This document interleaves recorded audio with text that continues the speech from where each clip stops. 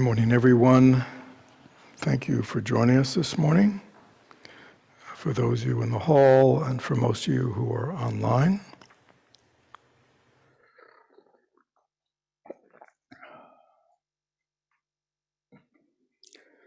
So what I want to talk about this morning, a week ago we had a 5-day Wisdom Path retreat. And so I want to talk a little bit about, just a little bit about a Wisdom Path retreat, and then share some of the kind of key teachings with the whole Sangha.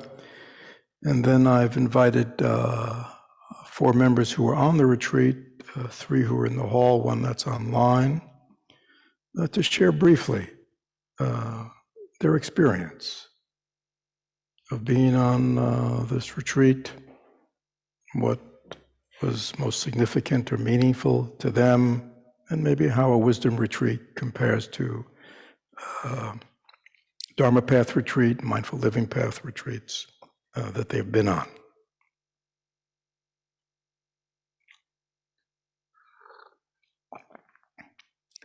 So I think as you know, in our community, we sort of have developed 3 paths that are sort of a developmental model. And people enter at various levels, but always it's you build on. It's not as if you no longer do when you get to the next. You build on all the learning and experience that you've already accomplished. So the first thing is when we enter our community, we want to establish some degree of stability, and that involves learning to be mindful, which means learning to be present, which is something in our culture is not easy. We spend a lot of our time in distraction, lost in many ways. So learning to be present, learning to be there's a present reality, and learning that one can be present to it. And that doesn't just mean drinking tea or brushing our teeth. That means with all the experiences of our life, our relationships, people, our work. We are no longer lost in the past and the future. We are learning how to be present, at least to some degree. So there's stability. The other part of that is emotional healing. Because as long as our mind is continually roiled about by reactive emotional states, it's very hard to be stable and to develop any kind of meditative stability. So that's the first path. The second path is the Dharma Path. Builds on that. What is the Dharma Path? It's taking advantage of the wisdom, so to speak, intelligence of this Buddhist tradition, 2,600 years, where people have learned about and studied the human experience, the human mind, how it operates, how it works. What contributes to a well-functioning mind, what contributes to a dysfunctional mind, right? What contributes to positive, wholesome mind states, what contributes to unwholesome, afflictive mind states. And really understanding the dynamics of this life in terms of this perspective that has been developed.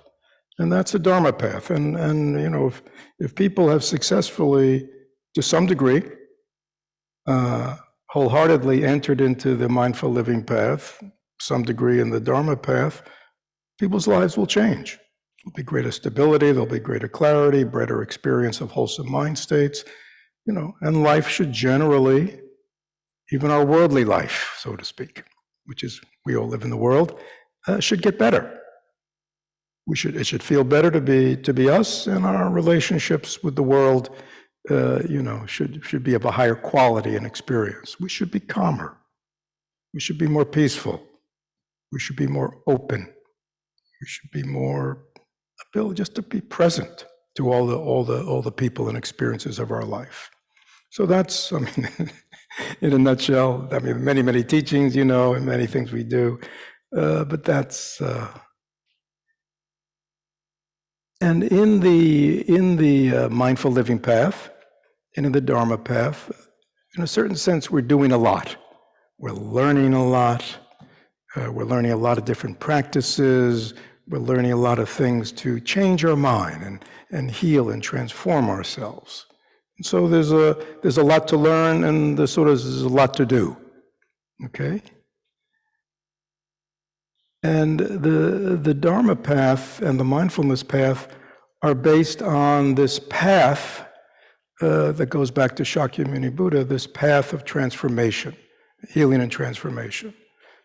So it's all the practices that we learn and all the teachings we study are based on this path that we're walking,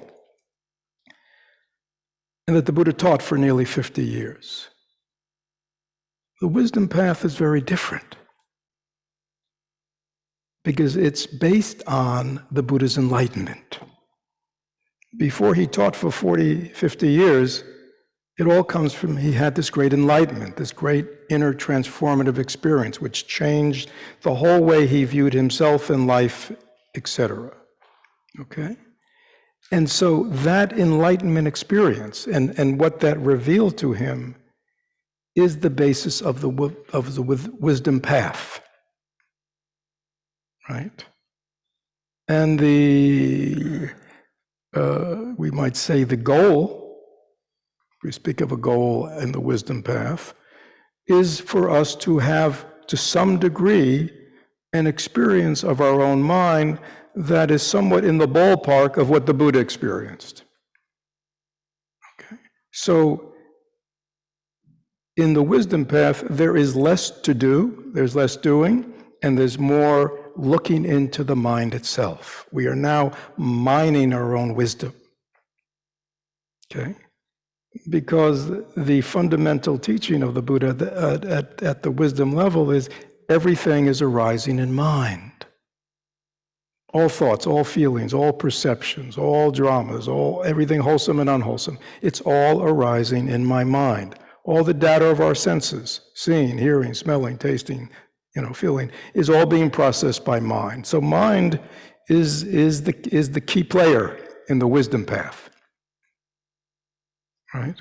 In the mindful living path, in the Dharma path, we're doing a lot to transform the actions of our body, we're doing a lot to transform the actions of our speech, and we're doing a lot to transform thoughts, right?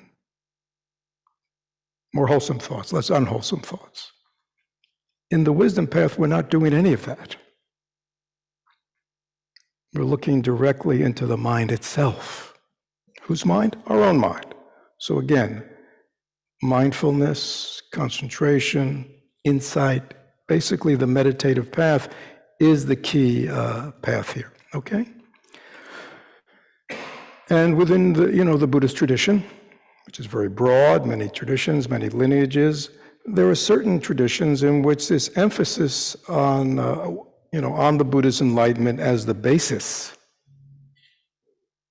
for one's practice, this understanding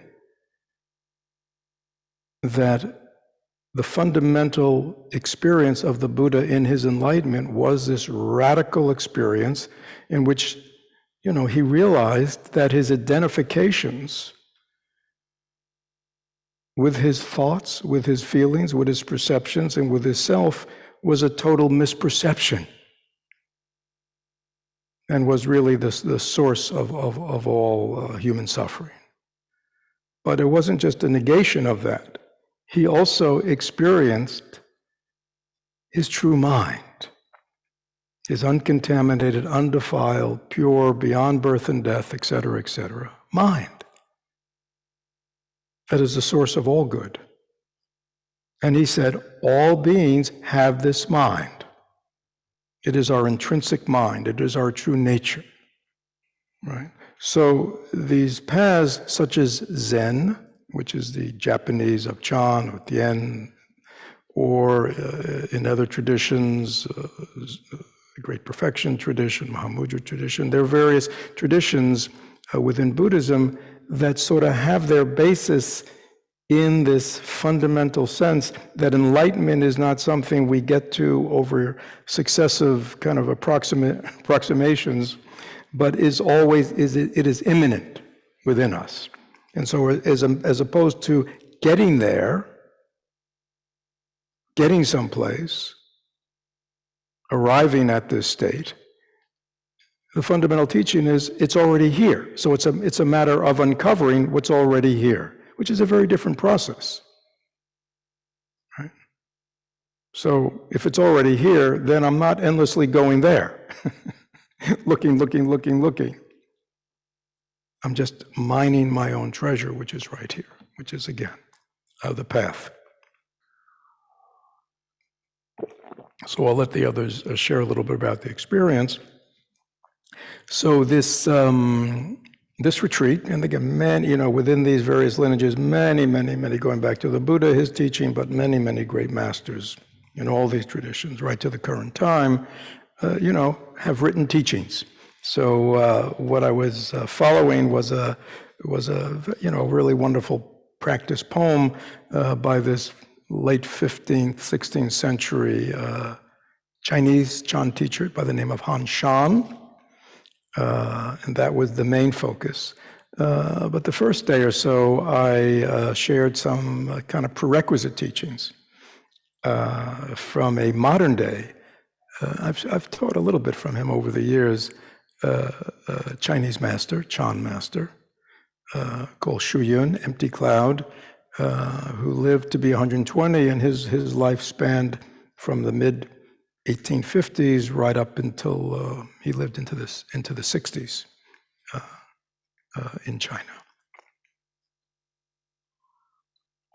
And actually many people called him kind of a reincarnation of Han Shan, because Han Shan was a great reviver of Buddhism, especially Chan in the 16th century, and Shu Yun very much did that in the 20th century, 19th, 20th century. So I just took a very short teaching from Shu Yun. I want to share that because I think it's accessible to everyone. And then maybe I'll share a little bit from Han Shan before I call on the members.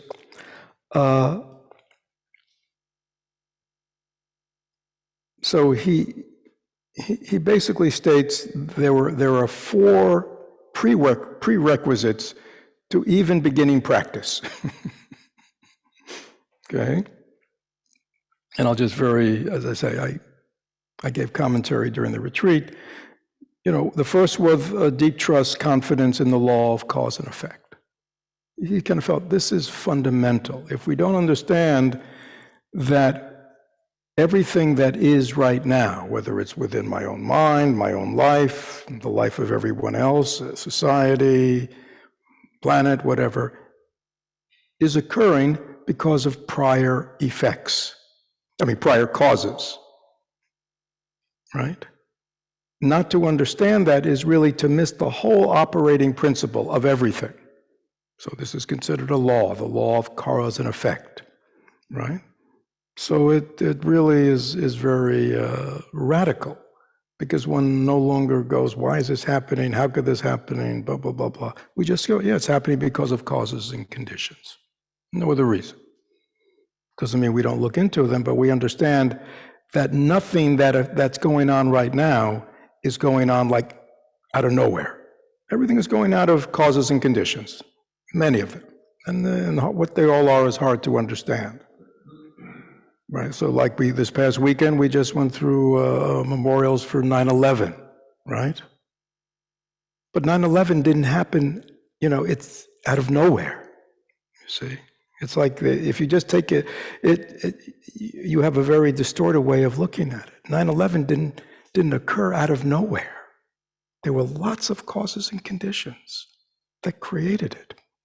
Our own country, our own foreign policy, our own interactions, the Middle East, their politics, their history, their culture, their religion, plus so many others, variables, all come together in that incident, right?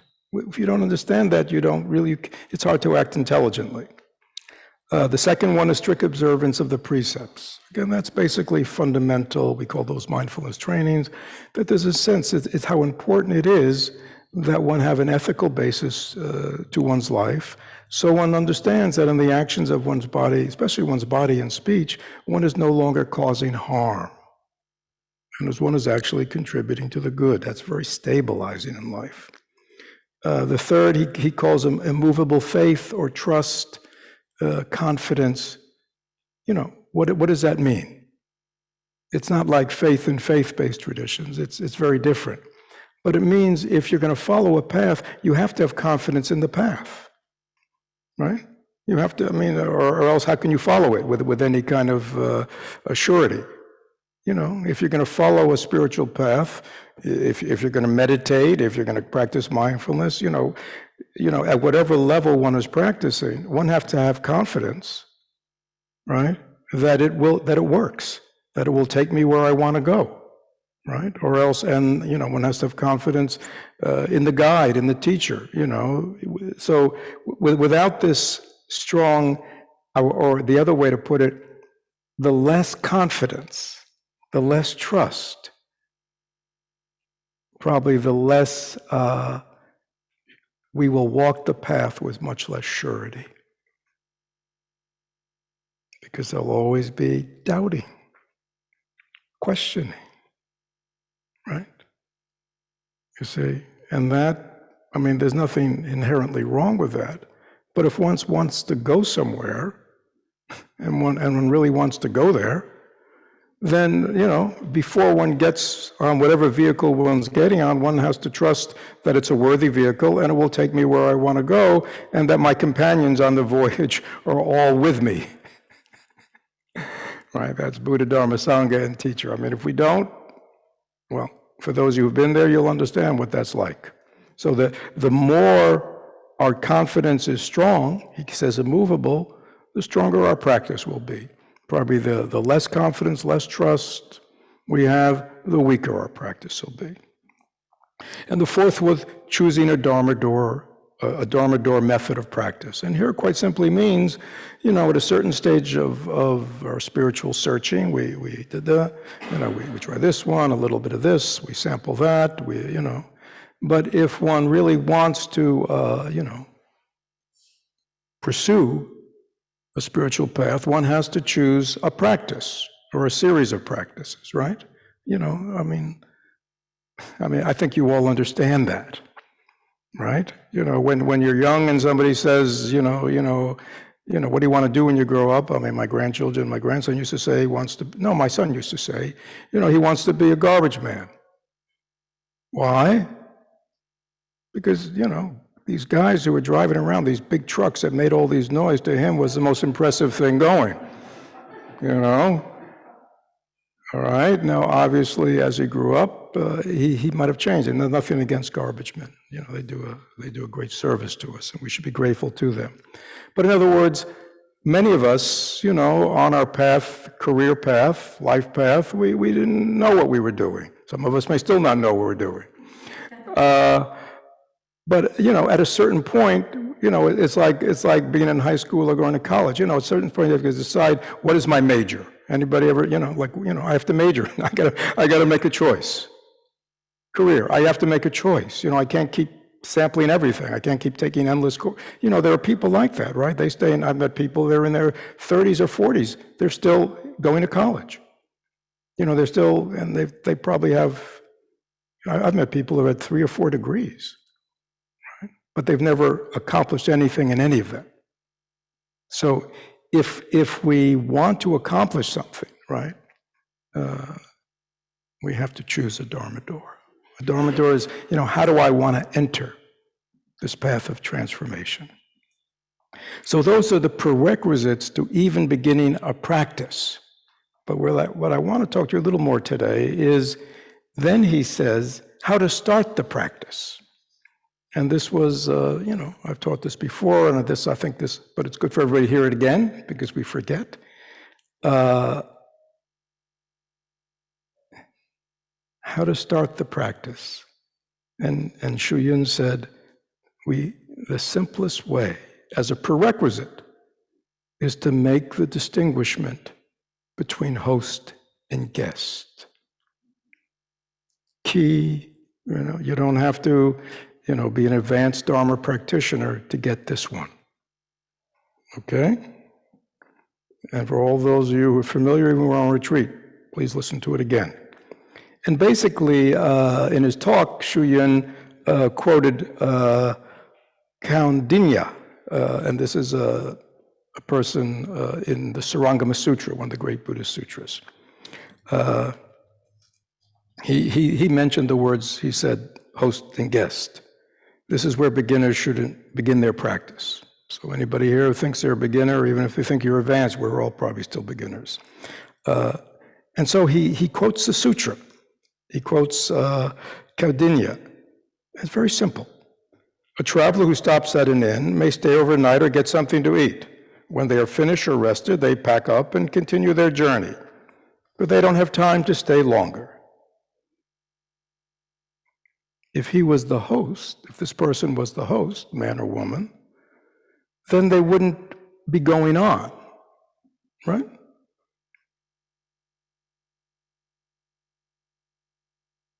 The one who does not stay is just defining terms. The one who does not stay is called the guest. The one who stays is the host. See how simple this is? Okay, so he's distinguishing a host from guest and uses an example that we all understand. And then he goes on to comment. Host and guest guest refers to illusory thoughts, while host refers to self-nature. The permanent host does not follow the guest in the guest's comings and goings. And Shu Yun says, this illustrates that permanent self-nature does not follow illusory thoughts in their fleeting rise and fall. Okay? So this is fundamental. He called this a prerequisite for practice. We have a mind, don't we? And if we have some self-awareness, we've done some meditation, we've done some observation, we realize what? What endlessly comes and goes? Thoughts, feelings, perceptions, right? Endlessly coming and going. How many thoughts, feelings, perceptions have come and gone in your mind since you woke up this morning? How many came and went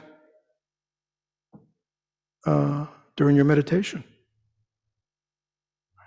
And that's it, endlessly coming and going. No permanence, no substance, no solidity. Is that true? Just take a moment, just reflect on that. Is that true? Ask yourself. Is it true that all my thoughts, all my perceptions, all my stories that have endlessly arisen in my life from time immemorial all have the reality of that they're just guests? They just come and go. Every mind state you've ever had came and went. Please take a moment, just close your eyes, just reflect. Is that true? In my own mind, do I know what the guests are?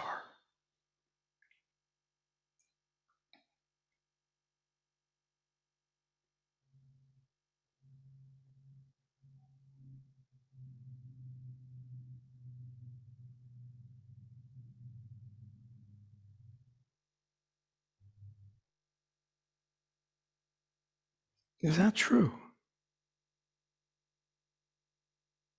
It all just comes and goes. Things appear and disappear. Every day, new stories on the news, new stories with everybody else, every time, and nonstop, right? Is that true? My feelings come and go. Everything just comes and goes. Especially my thoughts, things that appear in my mind.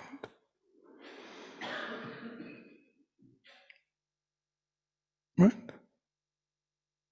When guests come into our home, we make them, They're guests, right?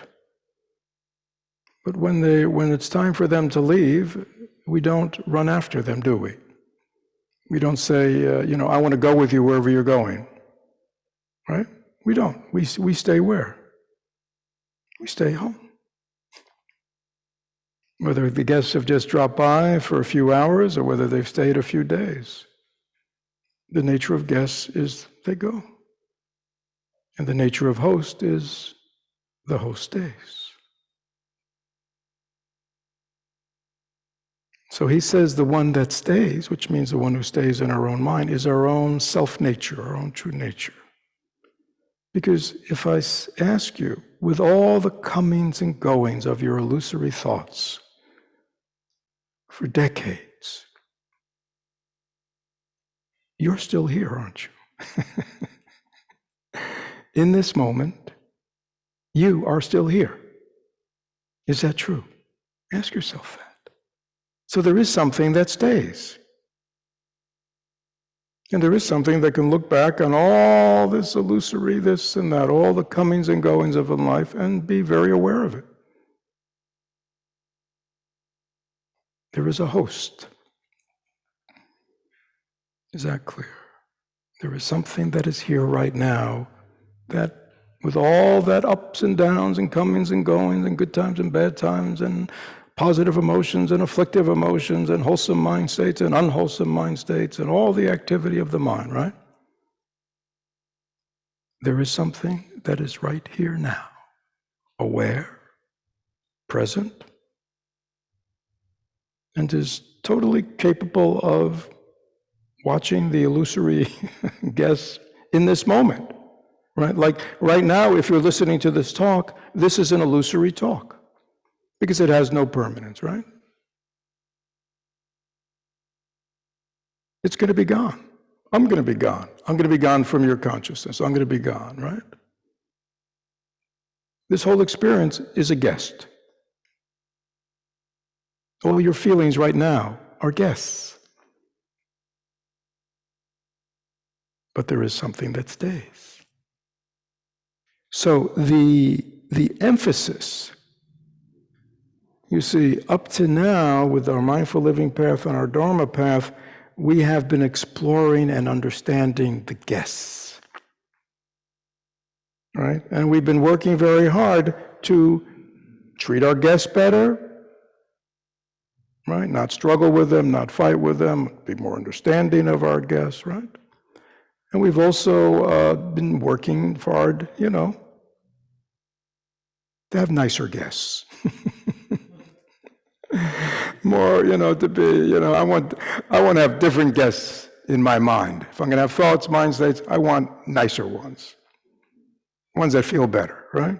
So we've been working not only very hard to change our relationship, we've actually been working very hard to change the quality of the guests. So that's the practice very much in the mindful living path and the Dharma path. Okay. At this stage of practice, the wisdom practice level, we're no longer, that was the prerequisite. We're no longer interested in the guests at all. We're interested in the host. What is the host? It's really fundamentally, who am I? What is the nature of mind? Right? What's really going on in here? And there is something that stays. What is that? Right? Because it has a very strong quality, if we can begin to see it. Most people can't see it because they're always engaged in following and being led around by the nose, by the who? By the guests. Totally consumed by the guests. Right? We've never even been aware that there's a host here. The host is the one to stay. Well, if you think about it, since I understand that all the guests come and go, all the thoughts come and go, all the mind states come and go, I really want to be attentive to that which stays, because that's the one I wake up with every morning. That's the one who I go through my life with, the one who stays.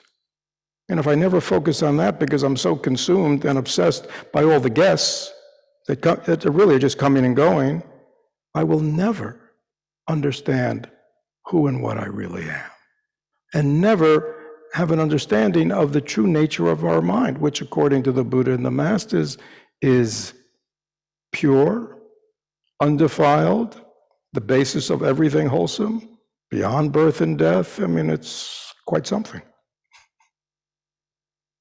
But if I'm always, looking out there, I'll never experience that, will I? So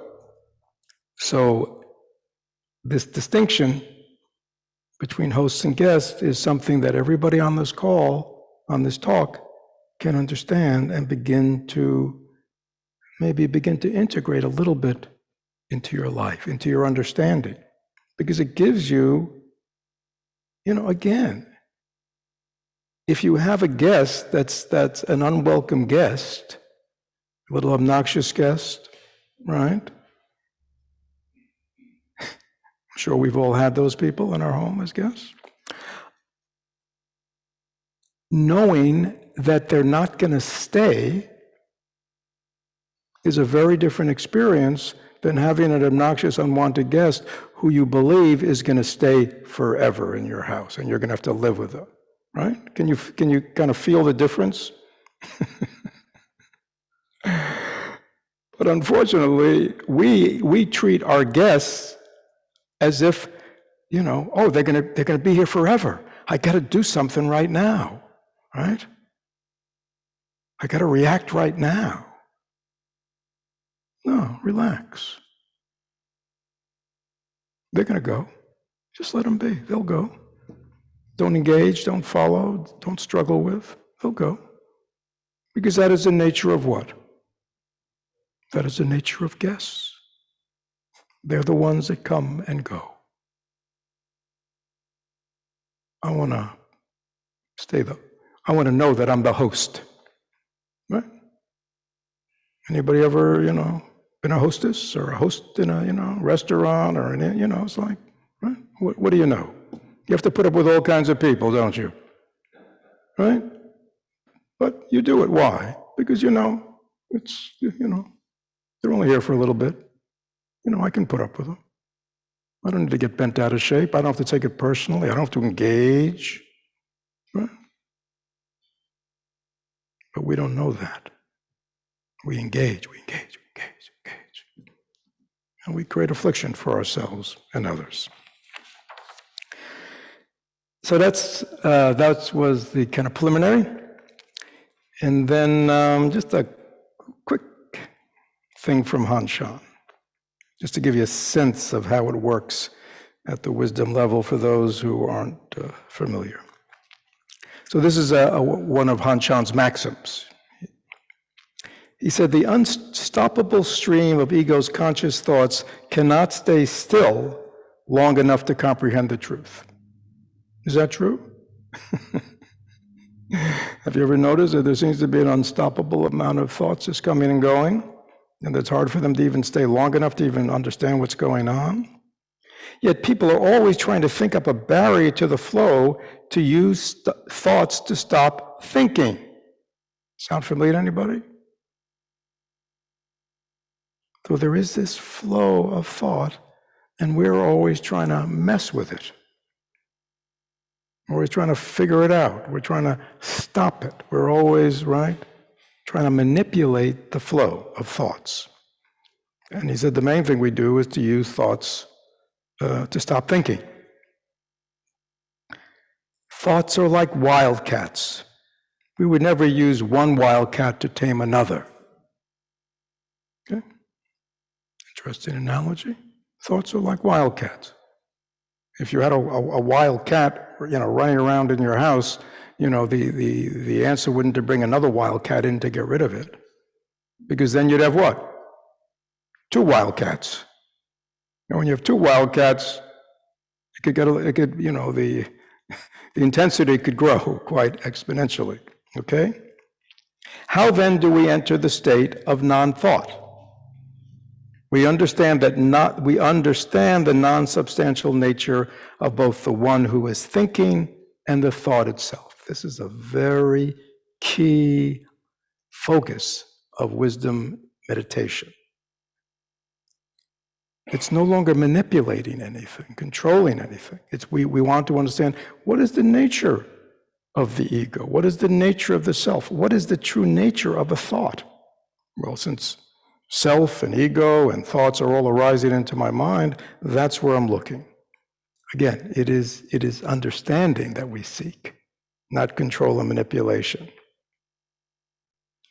We want to come to the understanding that in reality, there is not even a single tiny thought of a thought, or a thinker, or a thinker either. Anything in the sense that anything is real, solid, substantial.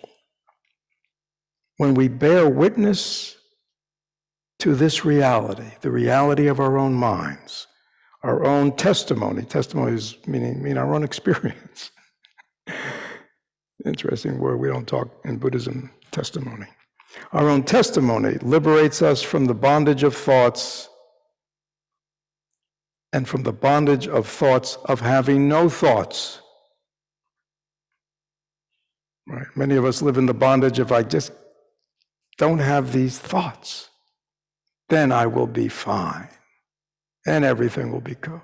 But in the wisdom level, when we understand the nature of thoughts, we no longer have to stop anything, because we understand the nature of everything. And one of the things that we say, we understand they're just guests, right? They don't live here. I live here, right? Right? And even if the guests are acting up a little bit, my job is to stay calm, present, open, understanding, compassionate. That's my job. Why? I'm the host. I understand my relationship to the guest. If you don't understand your relationship to your guest, you're lost. What are you lost at? In endlessly engaging with the guests. And if you've ever been doing that for the last, decades of your life, it never ends, does it? It never ends, that engagement. And when you engage with the guests, then you're going for a ride. And who's in control? The guests. And when we engage with our thoughts, when we engage with our emotions, when we engage with our perceptions, especially the afflictive ones, and just struggle with them, go with them, follow them, we're lost in the world of the guest.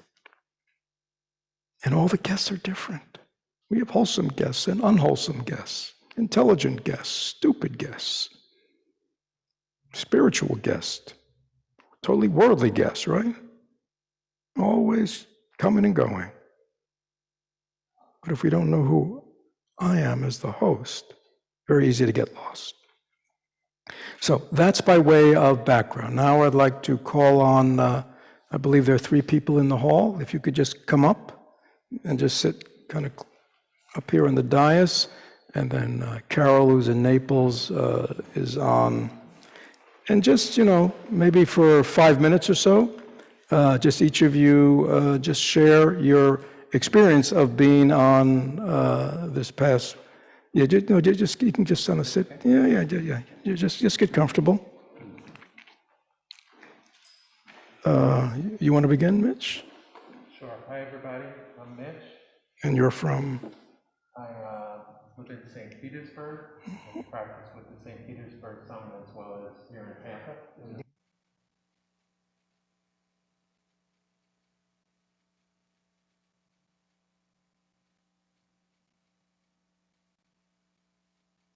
There we go. How's that?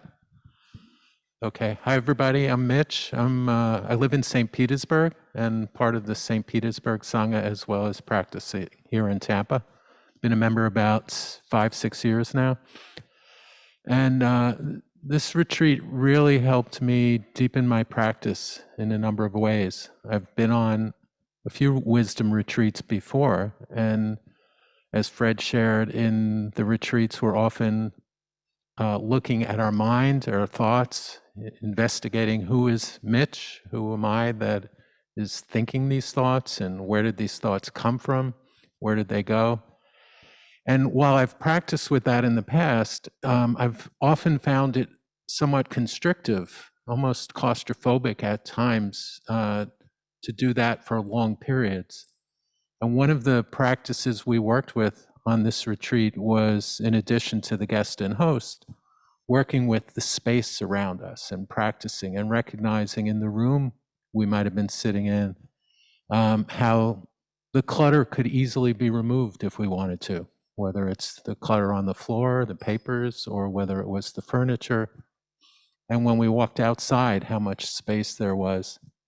And practicing with that really created a freedom and a much more open feeling for me as I started to do more of the investigation into myself. And I really felt like it was a nice complement to the practice I was already working with.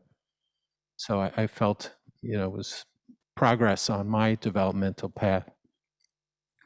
The second area where I really felt I had a breakthrough was in this practice of looking at the guest and host and noticing my thoughts much more quickly.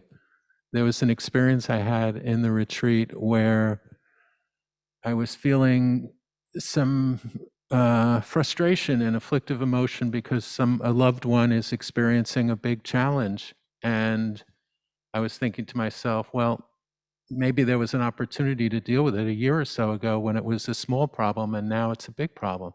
So that was the thought that was arising. I guess a little bit of self-righteous indignation behind that.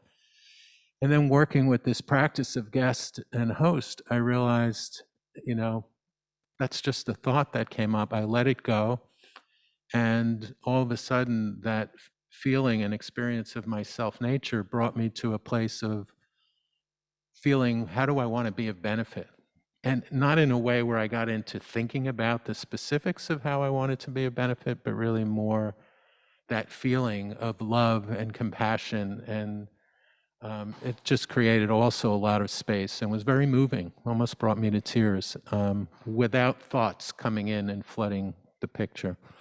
And so as I thought about the guest and host, I realized whenever I stay at an Airbnb or a hotel, I'm always asking for an extended checkout. And the guests in my inn are not going to get an extended checkout. They'll be escorted out when they start disturbing the neighbors. So it's really a helpful practice to constantly be looking at that. And I think lastly, the thing that was really beneficial for me, and maybe it's related to the Dharma doors, I'd be curious, Fred, for your thoughts, but understanding the aspiration for my practice. We worked with that a little bit as well, and Fred asked, what's the energy you want to bring to your practice? And I think there was a maxim, or maybe it was a Fredism, which was, your aspiration is the cause for the effect that you want to realize. And so it really made me take a look again, not only at my aspiration in my life of how I want to show up with peace and equanimity and love and being the calm one in the boat when it's needed, but also what aspiration and intention do I have for my practice when I sit? Because sometimes when I'm sitting, I clutter my practice with too much, my breathing, then my bodhisattva vows, and then the 4 mind turnings, or the 5 remembrances, and it's like I'm doing too much sometimes, and maybe I need to just take a step back, create more space, and say, what's my intention or aspiration as I'm sitting today, based on what's happening in my life? So that was a bit of a light bulb that went off for me too. So, yeah. Oh, sure.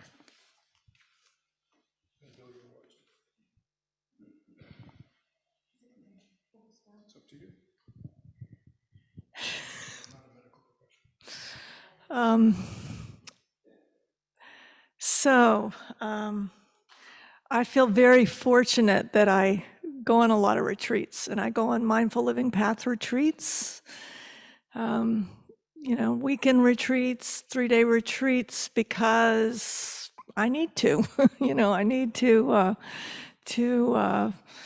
relax, stabilize my mind, meditate, practice mindful living, and do some healing and transforming at the foundation level.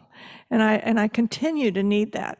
And I do that. It's kind of like when we lived in California and we'd have to take care of the foundation so the house wouldn't fall off in an earthquake. We had to, take care of the foundation work. And so I know that I need foundation work. I also go on Dharma Path retreats. I love Buddhism. I love all the different aspects. And they're just, there are 84,000 Dharma doors, they say. But there are just many ways that help me see Buddhism, see the practice from a little bit different angle. So I just keep going to Dharma Path retreats because they help me practice and help my day to day and help my ongoing practice and understanding. So they're very useful. And then once a year, I try to go on a Wisdom Path retreat and have for a number of years for a week. And so I was unable to go on the Wisdom Path retreat we had here in June. So I was really happy that Fred decided to do another one, 5 days. And so that's great. And I was looking forward to coming to Great Cloud, staying in it, but it turned circumstances, a changing world that we live in. So I did a Wisdom Path retreat online. And it's very interesting because, I'd rather be up in the mountains on the side of a mountain doing a wisdom retreat or in a brand new building over here that as a community we've been building for so long. But it really didn't matter that I was on Zoom and a computer because, as Fred said, the emphasis was looking this way instead of that way. It really wasn't about where I was in the circumstances. It was taking taking days to meditate and focus on meditating. It took me about 3 days to really settle my mind. I mean, that's typical. Sometimes it's faster, but the longer retreats have that effect, and it's the old story of the sediment in the water. It settles and then the water's clear. Sitting for 4 different meditation sessions a day, different times, there's an accumulative effect. So about day 3, I was like, oh yeah, I had forgotten. I've forgotten what this like, as I was able to calm enough to really, focus back in here, to look at thoughts, to look at the thoughts coming, to ask, are they real? Where do they come? Where do they go? And who is thinking? And is there a self? There's a number of questions that we use in the different wisdom traditions, which I recall Brian saying, because Brian helped lead this retreat in a really wonderful way. He's sitting right in front of me. He said it's the looking that's so important, the questioning, the looking, and I found that to be true. Bottom line, the retreat just was like turning on the lights for me again. Just like, being grimy and dirty and sweaty and smelly after working outside, being able to take a shower, or dive in the pool and it's clean and cool and open and wonderful. So that's what a wisdom retreat is for me. Now I take with me this one, something new, which is, I've got a Dharma door and keep practicing, because as many wisdom retreats as I've been on for as many years, I keep forgetting. I practice for a while and I forget, and then I'm just about sitting there calming, and I'm not doing the looking and opening and the incredible results that seems to bring in my life. And so I know what to do, and I have a commitment to keep practicing. I bring that out of the retreat, and host and guest is so wonderful. Last night at 10 p.m. I was going, oh no, I can't talk tomorrow. I don't know what to say. I can't. Blah blah blah blah blah. All this stuff. And all I had to do is go, guess. I was playing with the guests. I was talking with the guests. And here's the key thing. I was identifying with the guests. I was the guests with all the doubt and negative self-talk and negative, and then step back, I'm not. So thank you, Fred, for wonderful retreat. And Brian. So we'll pass it on to Ned, and then we'll, Carol is on. Thanks. Betsy lives here. Oh. So Betsy lives here in Tampa, Tampa native, and you've been a member here how many years? 10, 11 years. And now we have Ned. Thanks, Fred. I'm borrowing your timepiece here a little bit. Thanks.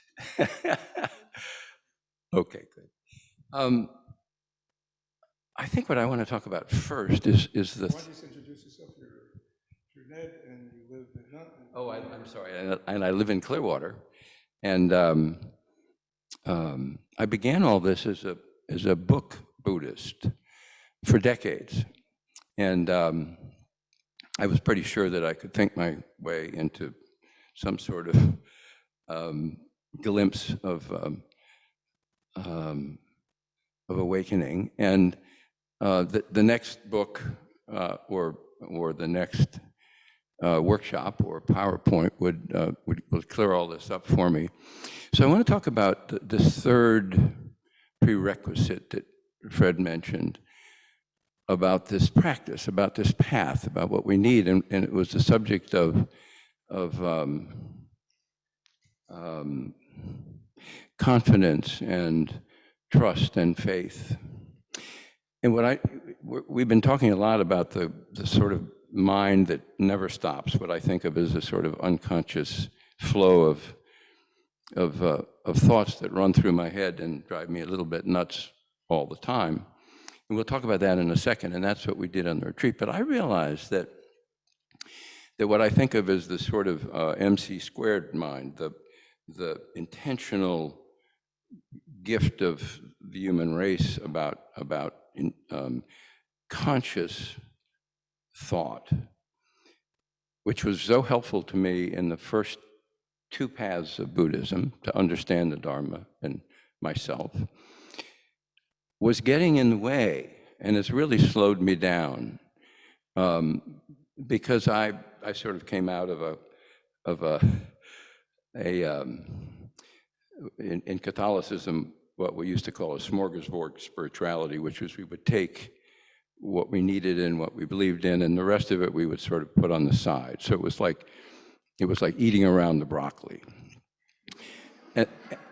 And so what was happening, so I come to the wisdom path, which for me is mystery. And I couldn't think my way through it. And so what I would do is I'd be agnostic, and I'd say, well, I'll put this on the shelf for later, and when I find the right book, I'll figure it out. Or I couldn't even imagine my way into interbeing and non-self, for example. Or my ability to do this. Do I really have the chops for this? And this is important because what I noticed is it really slowed me down. This sort of not knowing and not trusting, it was like dragging an anchor through this path. And I made progress, but I'm urging all of us to sort of think at some point, so what happened on this? Really as a result of that reading that Fred made, is that I made a decision that it was high time to get over myself and to accept all of it. And it was like, why not? there was something very sweet about that surrender to not knowing. And it's like, Ned, you got a better idea, you know? So anyway, there's that. In terms of, yeah, and for an old book Buddhist, I want to tell you, the wisdom path is a whole new experience, the retreat. So for example, for a guy who's read maybe 800 million books, 8 pages, reading 8 pages in 5 days, or 1.6 pages a day approximately, is not an old book Buddhist idea of a wild vacation. I mean, it just isn't, right? It's like, so you talk about putting thinking aside and going inside, putting thought aside and going into experience. It was absolutely wonderful.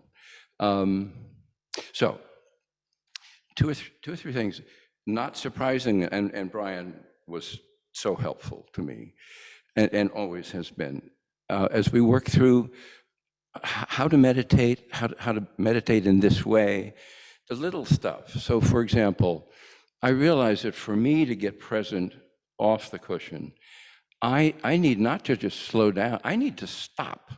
Not for long, a moment, but I have to come full stop.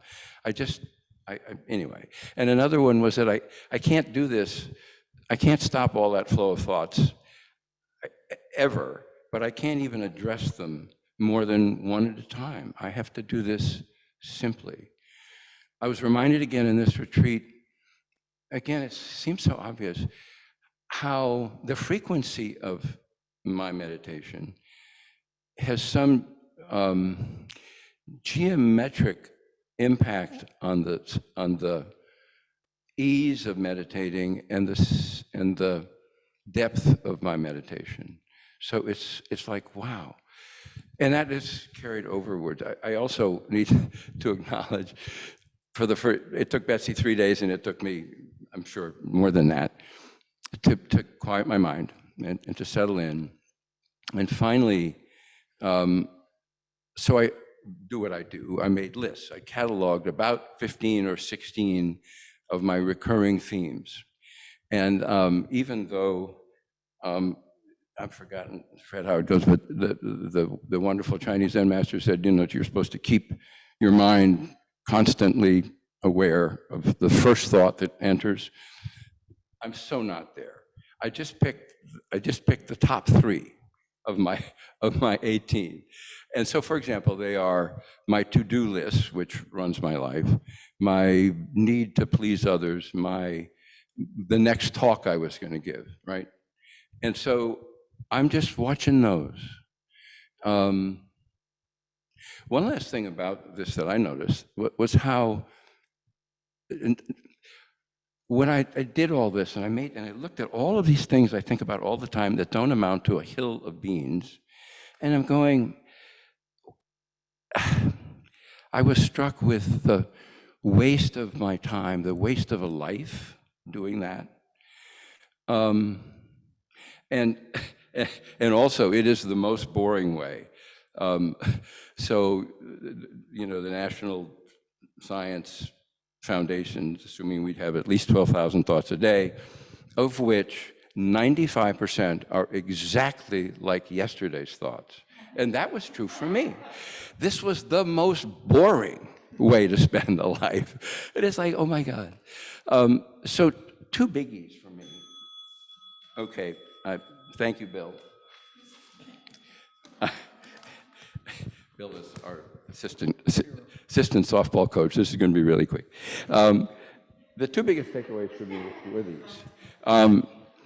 I learned that access to my mind with ease is available to me constantly, in between thoughts, and not just restricted to looking at my mind, only doing formal meditation. And finally, that my formal meditations have been more continuous since the retreat, and the experience of more sustained and deeper sitting has been an incredible source of peace and freedom for me.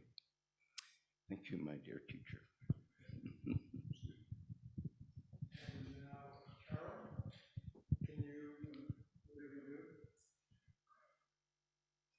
Is it possible to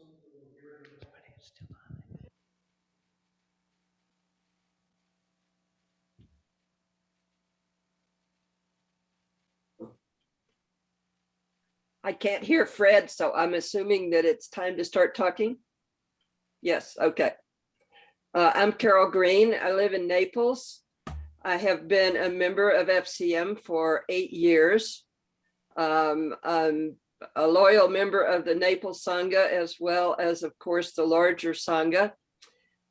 I'm retired from the newspaper business, and so I come to you this morning having had a lucid dream of words tumbling down the mountainside, just a stream of words and letters, upside down, sideways, going in a big circle, down the mountainside, words and letters, endlessly.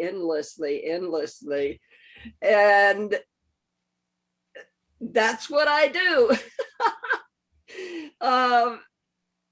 The joke that I have for years told about myself is that when it comes to doing math, to me, numerals are spelled out. And so the number 5 is not a numeral, it is F-I-V-E. So it's just words. And of course, I'm now in the exploration of the Dharma, coming to understand that words are thoughts and perceptions. And so the endless stream of words meets the Buddha. And in the most recent wisdom retreat, which is the second, I believe, wisdom retreat that I've attended, maybe third, I'm not sure.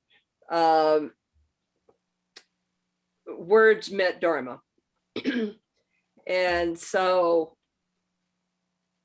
first of all, I'd like to share with you the small group discussion experience that I had with Fred, where I am trying to explain that, yes, I'm so excited. I have had this glimpse of openness leading to connection, and this expansive feeling of openness. It was a glimpse, it was a tiny glimmer, and maybe it was this, or maybe it was because of that, I don't know. And Fred said, stop. And the words continued to flow out of me. I didn't hear him the first time, and he said, stop, what is it that you said? And I said, well, I said it was this or that. I said, no, what are those 3 words that you said? And I said, they were, I don't know. And he said, that's your mantra. What does a person who is carried away on a flood of words do when her teacher says, shut up? And so I did. I shut up, well, to the best of my ability. But then when I went back through my notes, I went, oh, when the emperor asked Bodhidharma if he was a holy man, Bodhidharma said, I don't know. And so, and left, just walked off. And so that's a very worthy mantra. And so I'm going to keep the image of this worthless, endless flow of words and letters rolling down the mountainside of my dream this morning in front of me, and try to remember to watch them go by instead of trying to climb on board, because this endless flow of words and letters are guests. They're just guests. So big one. Thank you, Fred. I have a mantra, shut up. Just for the record, I didn't actually say shut up. So. Oh, you didn't, but I got it. But actually, Zen is very direct, so perhaps you're absolutely right. So thank you, all 4 of you. it's really been wonderful to hear. Again, as the teacher, I have a certain way of presenting, but I think it's very important that people in our community hear from peers, just like us, who are going through their own experiences, and I think in a certain way that has a lot of validity. So let me just, we really don't have time for questions, it's almost time to end. So let me just take off from what Carol said about, and I won't go into the anecdote between Bodhidharma, who brought what became Chan or Zen to China. So when the emperor asked him, after this is Bodhidharma basically refuting every idea that the emperor, who was a very devout Buddhist, had about his sacredness or his holiness and all the good works he was doing, and trying to kind of get a handle on Bodhidharma and couldn't get a handle.